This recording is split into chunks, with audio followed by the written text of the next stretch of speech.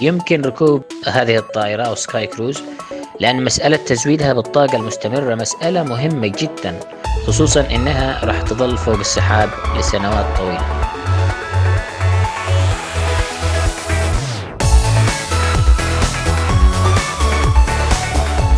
هذه ليست مجرد طائرة، بل مدينة متكاملة بأجنحة فيها كل مقومات الرفاهية والإقامة الطويلة. أهلاً بكم في هاشتاغات مع غالية.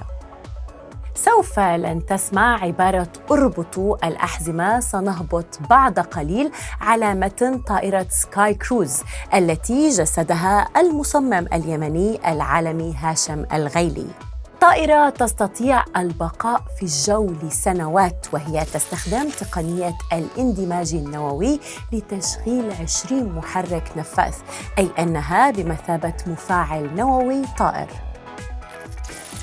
المفاعل اللي نتحدث عنه يعتمد على طاقة الاندماج النووي وليس الانشطار النووي، وطاقة الاندماج النووي تعتبر أقل ضرر على البيئة من الانشطار النووي.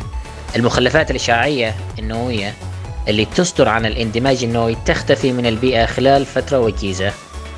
يمكن للطائرة أن تحمل 5000 راكب، وسوف تجلب هؤلاء طائرة ملحقة تحط على الطائرة الأم أثناء تحليقها. تحتوي الطائرة على منصة ترفيهية يمكن للزوار فيها الاستمتاع بمناظر جوية بانورامية خلابة، ويوجد فيها مطاعم فخمة تقدم أفخر أنواع المأكولات، وفيها مركز طبي وصحي مجهز بأحدث المواصفات، ومركز للتسوق، ودار سينما، وحمامات سباحة، ومركز للمؤتمرات، وحتى صالة أفراح.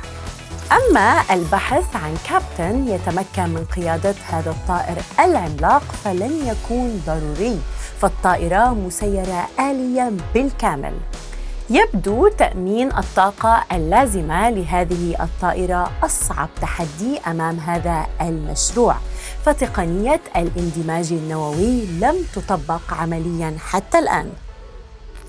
وحاليا هناك أكثر من 50 بلد تقوم بأبحاث علمية في هذا المجال، وبحسب التوقعات الحديثة يمكن لطاقة الاندماج النووي أن تتوفر خلال 20 إلى 30 سنة. بالنسبة للتحديات العلمية عبارة عن مسألة وقت، وراح يتم حلها لأن العلم والتكنولوجيا أصلا في تطور دائم ومستمر.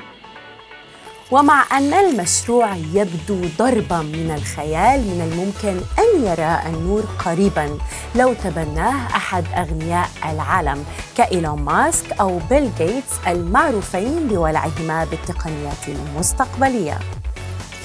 أتوقع أنه خلال 30 إلى 40 سنة يمكن ركوب هذه الطائرة أو سكاي كروز، لأن مسألة تزويدها بالطاقة المستمرة مسألة مهمة جدا، خصوصا أنها راح تظل فوق السحاب لسنوات طويلة.